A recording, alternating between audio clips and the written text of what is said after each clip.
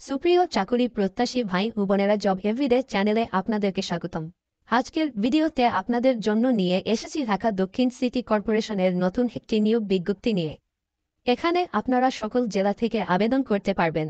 পদের নাম ওয়ার্ড সচিব, পদ সংখ্যা 19টি, বেতন স্কেল গ্রেড 14তম, 10,200 থেকে 24,680 টাকা বেতনে।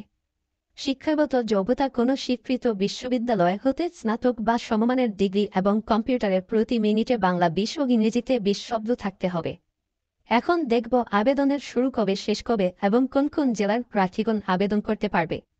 কিভাবে আপনারা আবেদন করতে পারবেন আর আবেদন করতে কত টাকা খরচ হবে। dscc.teletalk.com.bd এই ওয়েবসাইটের মাধ্যমে আপনারা আবেদন করতে পারবেন।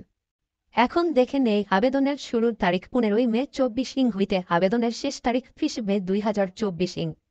আবেদনের ফি 500 টাকা এবং 72 ঘন্টার ভিতর জমা দিতে হবে অনলাইন আবেদন ফর্মের সকল অংশ পূরণ করে সাবমিট করার পর থেকে।